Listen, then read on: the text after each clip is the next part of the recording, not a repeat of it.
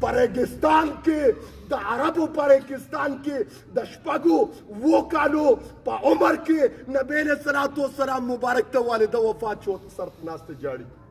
مورې زه خو پیدا یتیم یم تا زه چاته پرېښودم مورې زما خو څوک نشته دغه امینه بیبي چې وفات شو نبی علیه السلام مبارک فرمایي ډېر زیات ما محمد وجړل ګویا ما سره ځمکې او اسمانونو فرښتوم وجړل ماشوم زما سکونه د ما محترمو موته صرف د والدینو نوم اورېدلی دی الله وفرمایل وقل رب ارحمهما وقل رب ارحمهما وقل رب ارحمهما ای نبی علیه السلام مبارک ورته ووایه نبی علیه السلام مبارک وفرمایل زه یتیم یم مانه زه یتیم یم د مور نه خو پیدا یتیم یم د مور نه خو پیدا یتیم یم خو چې په ښه بات باندې پوه شوم د خپلې والدې سره وابسته شوم د مور سره مې مینه پیدا شوه د شپږو کالو شوم مور په چکر بوتلم پوه شوم مور سره په چکر روانوم چې واپسی کې راتلم د ابوا په مقام کې راته والده وفات شو د ما محترم د نبی علیه الصلاة والسلام مبارک والده وفات شو نبی علیه السلام ناست دی ورته ماشوم دی نبی علیه السلام ورته جاړي مورې زما خو څوک نشته مورې زه یتیم یم مورې یتیم پیدا یم ستا نه مورې د ما څوک نشته پازه پریګستان کې د عربو پریګستان کې د شپږو اوو کالو په عمر کې نبی علیه الصلاة والسلام مبارک ته والده وفات شو سر په ناسته جاړي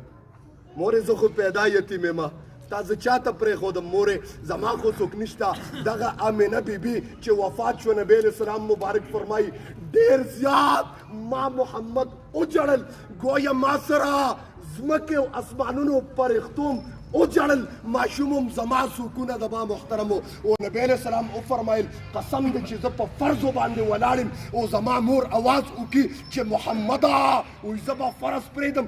مور ته به ودرېږم چې جي مورې دا زما د پیغمبر دغه دی نو تا ته د والدینو د عظمت څه پته ده بیا اکثر خلک خبره کوي د مخالفت کې مخالفت زه د هیڅ چا نه کوم د هیڅ چا مخالفت نه کوم زما غرض دا دی چې ستا دا خبره ته مقصد د خبرې دا نه دی چې ته راشې د مولوي صاحب خبرې ته کښېنې ډېر په جمع سره چې هلکه مولوي صاحب خو ډېر جذباتي بیان وکړو ډېر جذباتي بیان کوي دا بیان د جذباتو دپاره نه دی دا بیان دې دپاره دی دا په غوږونو باندې وره دلته ډکې جمع کا عملي میدان کې راوله نبی علیه السلام مبارک چې به ودرېده صحابو ته وی بیان دې دپاره نه کوم چې زه مقرر یم بیان دې دپاره نه کوم چې تاسو وقتي جوش کې راشئ ویښته در باندې ودرېږي دې دپاره کوم دا بیان دا الفاظ دا تقریر ستاسو عملی زندګۍ کې راشي یو خبرم زما په عملی زندګۍ کې راله دا زما دپاره د جنت ته دننه کېدو سبب دی خبره مې دې پورې کوله زما محترمو دوه ورځې ژوند دی په ځان کې ایمان صحابو والا پیدا کا په ځان کې اخلاص پیدا کا په ځان کې جذبه پیدا کا په ځان کې للهیت پیدا کا نبی علیه السلام مبارک وفرمایل ستا د ټولو تنګ شوي خو نه یې که نه ستا د ټولو اعمالو دارومدار دا په اخلاص باندې دی که په تا کې اخلاص و للهیتو چې الله خالص لله فی الله یم الله ستا د رضا دپاره ولاړ یم فرښتې به م ستا دپاره دعاګانې کوي په ځمکو اسمانونو کې به حیوانات هم ستا دپاره دعاګانې کوي بره فرښتې به م وایي الله وګوره خالص ستا د وجې نه لګیا دی